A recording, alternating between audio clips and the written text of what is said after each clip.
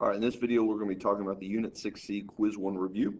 And so I'm going to try to go through this as quickly as I can just because I don't have a lot of time to make it. So this is one of those videos where you might have to pause and go back and rewatch or whatever.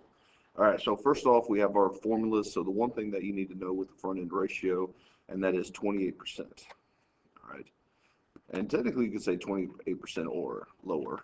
All right, so that would be okay for the front-end ratio as well, and the back-end ratio is 38% or lower.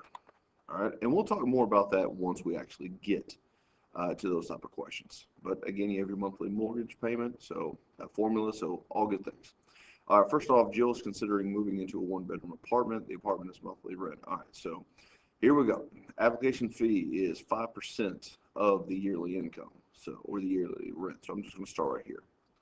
All right, so I'm going to do 990. I'm going to times that by 12.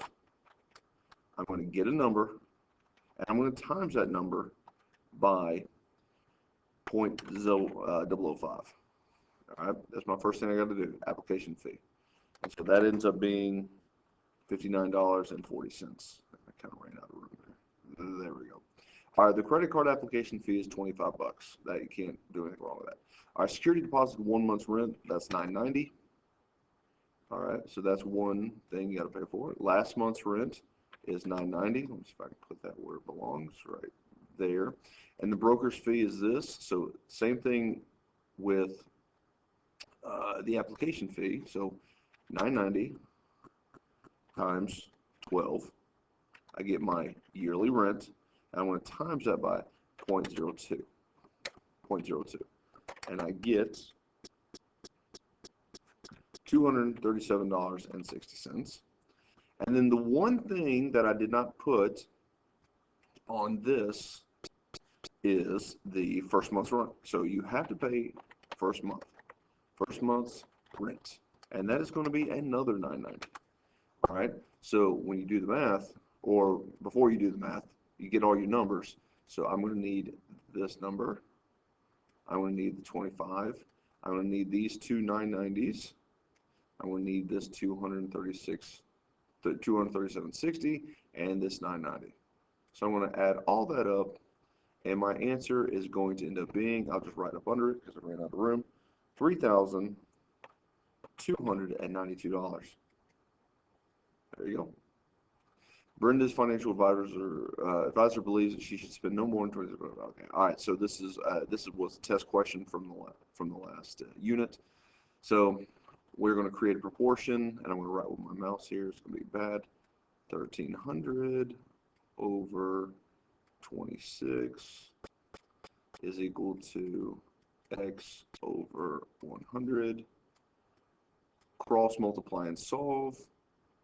X ends up being 5,000, and then but that is her monthly pay, so we just need to times that by 12, and when we do that, we'll get her yearly pay of $60,000. There you go. All right, here we go. Now, the Smiths' combined annual salary is this. They want to buy a house. All right, so convert the annual salary to monthly. All right, so we're going to take 115,000 divided by 12. We get 9,583. All right, now we start doing some formulas here. Now, using the monthly mortgage payment, monthly and homeowners, find the front end ratio. Now, going to our formula here, notice that the front end ratio is all the monthly housing expenses. Okay, I gave you a lot of stuff, but you only focus in on the monthly housing expenses. So, like for example, car payment, no, that's not a housing expense. No credit card, no car insurance, no this. But homeowners insurance, yes, check. Property taxes, yep, that's a housing expense. And then this, yep, housing expense. There you go. So it's going to be all those numbers added up. So I'm going to add all those numbers up, and it ends up being 1,300, and I'm going to divide that by how much money they're making. So when I do the math, I get a percentage of 14%. Now, the reason why we're doing the front-end ratio is because the bank, in order for them to loan money, they need to determine whether or not these people, the Smiths, are going to become house poor. We don't want them to be house poor. All right. If they are house poor, they would not get the money from the bank. All right. So based on this front-end ratio, will the bank loan the money? Now, remember, the rules of the front-end ratio is it has to be 28% or lower. 14% is obviously less than 28%, so yes, they would get the loan. All right, so for the back-end ratio, again, convert the annual salary to monthly. We just saw for that. That was at the top, 9,583. All right, now using the back-end ratio, let's go back. Now notice on the back-end ratio, and that is, it is the total monthly expenses. So now you're not focusing on the housing only, it's everything. So that means all of this. All right, so that means all of these numbers, as well as all the housing stuff, gets added. So we're going to add all that up. So when we add all that up, we end up with, let's see, 2,700. 2,700 divided by how much they're making is 9,583. You do the math, and you end up with 28%. Now remember the rules of back-end ratio, and that is it has to be 38% or lower. 28 is less than 38, so if they only use the back-end ratio to determine whether or not they get a loan, the answer would be yes. All right, Toby wants to rent his 3-bedroom apartment for that a month. His gross annual income is that. What percent of his monthly income? All right, so this is a little tricky one because we've had it before, but just not in this wording. What we're trying to figure out is basically what is the percentage based off of the rent divided by, here we go, the monthly income. All right, so I gave you 55,000, but that is his yearly income, so you got to be careful. All right, if you go too fast, that's something that you're going to mess up. All right, so we're going to find the percentage by taking the 1,300, and then we're going to divide, let's see, 55,000 divided by 12. All right, that's 4,583. When we do the math, we get an answer of 28%. So 28% will be gone to pay his rent. Is that too high? That's kind of iffy. It's still, most financial advisors would say 25% or lower, but he's at 28. He might be able to get away with it. All right, here we go. House questions. Chris wants to buy a house listed above. Answer the following questions. All right, Chris will pay the closing costs. All right, so we got to find the closing costs. 440,000. We're going to times that by the percentage, which is 0.05, and we get $22,000. All right, so there's the first answer, $22,000. Now, the closing costs will be added to the purchase price. So Chris is going to pay him, but he's not going to pay him up front. He's just going to add it to the. He's just going to go ahead and add it to the overall cost of the house. So that ends up being $462,000. Now, here's the thing: $462,000. Once you figure that out, there's no 440 anymore. It's now 462. That's why when I was going over it, I was telling you guys to highlight, because this is the new cost of the house, because he rolled the closing costs in. This is how much he is going to buy the house for now, basically. All right, Chris sold another house and made a profit. He will use the profits from his old house and make a down payment of $140,000. All right, so we don't have to find the down payment. We're already given it. Here we go. After subtracting the down payment from the total purchase price. All right, so that means we are going to take $462,000. We're going to subtract $140,000. So he will be borrowing from the bank $322,000. This is what we're borrowing. All right. So continuation, using the monthly mortgage payment formula. Now that's the big boy. Now, we've already gone over this several times now in class. So the numerator, I'm just going to go ahead and set up the numerator. Let's see, how much are we borrowing? 322. All right. So I'm going to go ahead and set up the numerator the way that I would type it into a calculator. So 322, 0.04 divided by 12, close parenthesis. 1 plus 0.04 divided by 12, close parenthesis, caret, parenthesis, 12 times 30. That's my numerator. All right, so when I figure that out, my answer ends up being 3,556, 4, 8, 7. That's my numerator. Now my denominator, again, typing it in the way that I normally would in a calculator. 1 plus 0.04 divided by 12, close parenthesis, caret, 12 times 30, close parenthesis, minus 1. So when I do the math there, it ends up being 2, 3, 1, 3. All right. Now remember, a lot of folks get stuck here. Like, what do? Guys, remember, you divide. Divide 3,556 by 2,313. And when you round, your monthly mortgage payment will be $1,538. All right, so that's how much he's paying every month for the next 30 years of his life. Now, how much has Chris paid back the bank? Now, remember, there's a relationship here, and that is, the relationship is starting with the down payment, and then you add all the monthlies. All right, so that's kind of a Coach Fordism there. Now, what that looks like is the down payment ended up being $140,000, and then I'm going to add to that $1,538. That's his monthly payment. He's paying that every month, so we times it by 12, and we're going to times it by 30 because it's for 30 years of his life. So he would have ended up paying the bank $693, well, $693,680. That's a lot of money over the course of 30 years because he only needed to borrow $322,000, so he's paying almost double that. So it says, how much over did Chris pay above the total purchase price?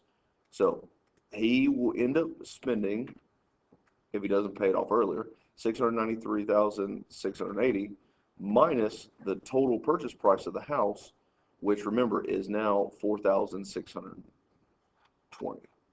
So 4,062. So he ended up paying over and beyond $231,680. A lot of money. All right.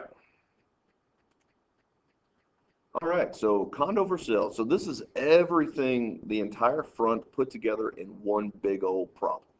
Okay, so what we have here is a whole bunch of information. All right, so I'm giving you like how much he's making, how much the condo is going to be financed for, the percentage. I'm giving you everything. All right, this is basically an information dump of his finances.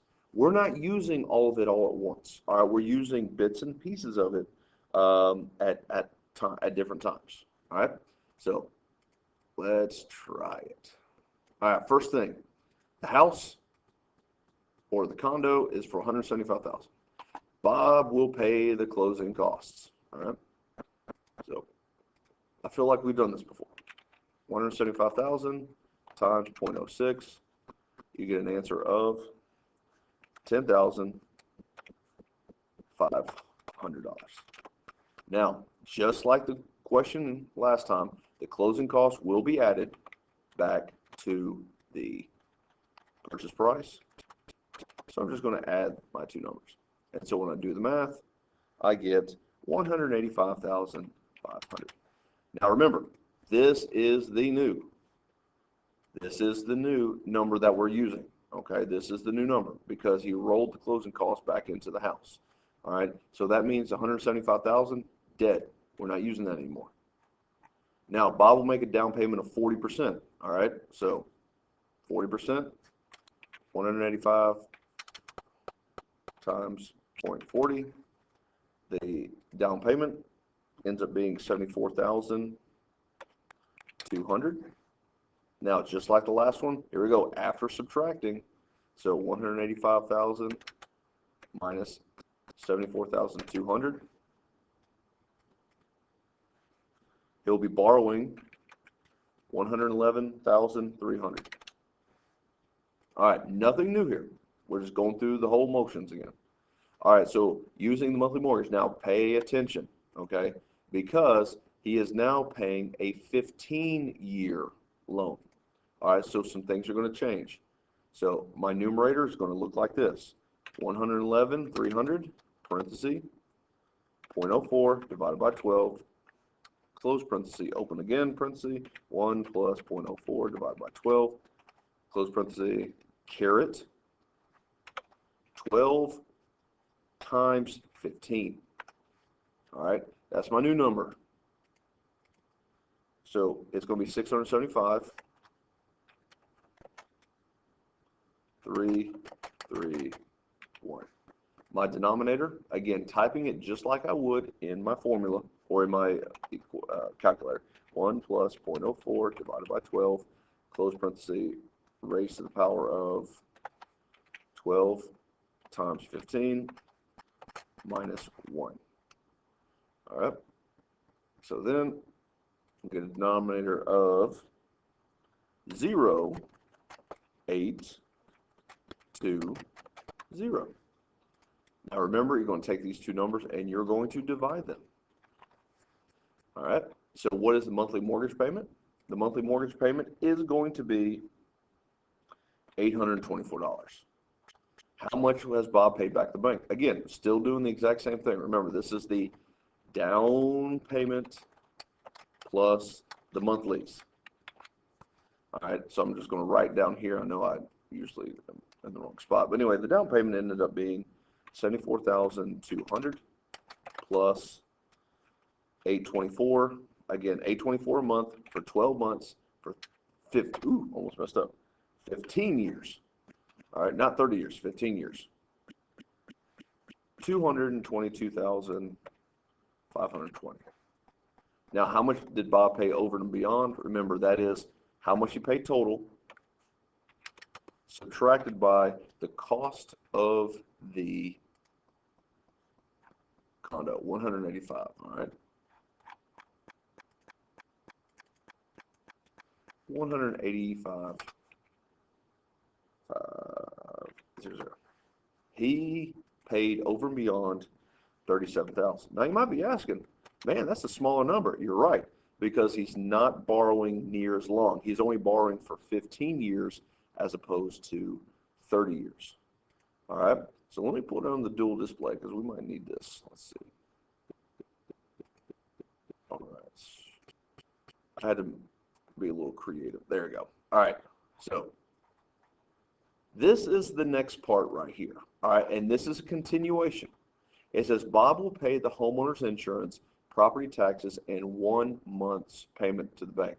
So what's happening is he's going to pay 3 things at once.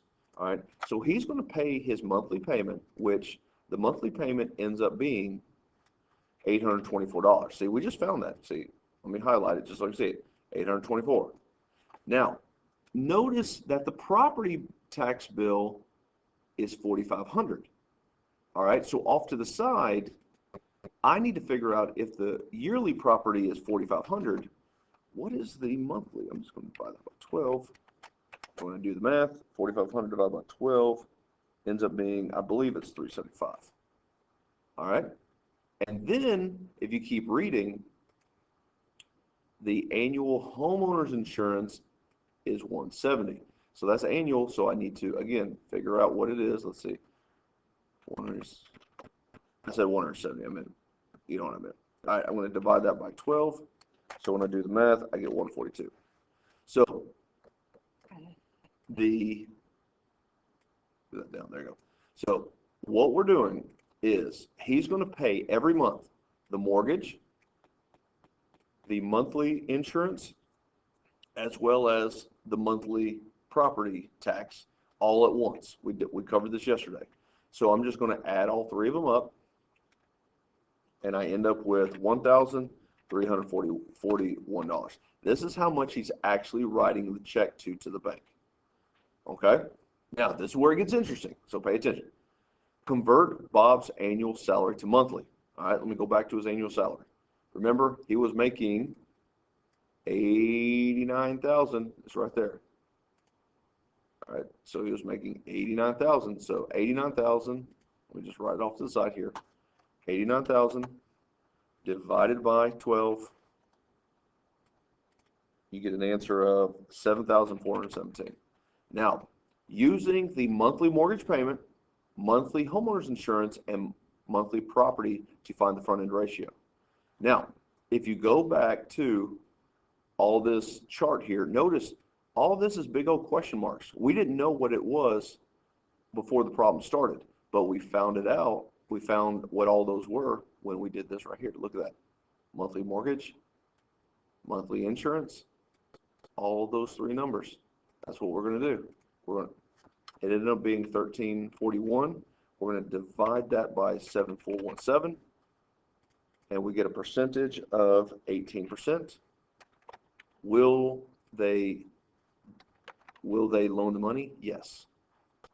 Now, again, convert Bob's annual salary to monthly. Well, that's easy. We just found out 7417. Now, using all of Bob's monthly expenses. So going back to the chart here, we're using everything. All of this plus all of this. So we're adding all the bills. Now remember, these bills right here are in the previous problem. We're just adding all this to it. There's a lot of moving pieces of this problem, but you can handle it. So when I add all the bills, everything, the whole shebang, it ends up being $2,676. Divide that by 7417. You get a percentage of 36%. And then will the bank? Yes, the bank will loan the money. There you go. Hopefully I'm in the class with you to help you out with that. Now, Herb Smith, we had this problem yesterday, I believe. This problem real quick, it's basically, it's similar to what we did just now, but a little different. It's kind of a abbreviated version. So, but I broke it down into many different pieces, so it should be relatively easy. So Herb Smith has an annual income of $61,000. All right, so monthly pay, $61,000 divided by 12. I would spend more time on this, but we're just kind of running out of time. He is making $5,080. All right, what is the monthly mortgage payment? Remember, that's the big formula that we would normally use for this problem, but I went ahead and gave it to you, which is $780. $780.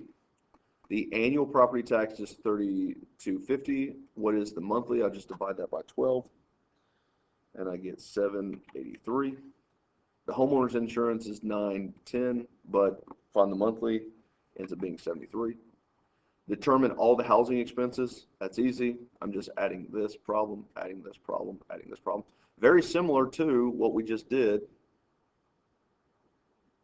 over here. I mean, so like this entire problem right here is basically like this problem right here. I mean, that's really, they're very similar, where you're just adding stuff up. All right, so when you add all those numbers up, you get 1,636. Determine the percentage for housing expenses. Again, it's very similar to the front end ratio right here. I mean, that's really all we're doing for this problem. Determine the percentage for housing expenses. Well, I'll just add them all up. So that'll be 1,636 divided by how much he's making, which is 5083. When I divide do the math, it ends up being 32%. So will the bank loan him the money? Well, basically no. I mean, it won't, because 32% is too high. So the answer would be no. All right, so hopefully you learned something. I know there's a lot of information. Be sure to ask. Don't get lost in the little things. ask questions, because I believe once you get a couple of things under your belt, or some of these problems under your belt, it's actually a relatively easy concept. So anyway, thanks for watching. Let me know if you have any questions. Thank you.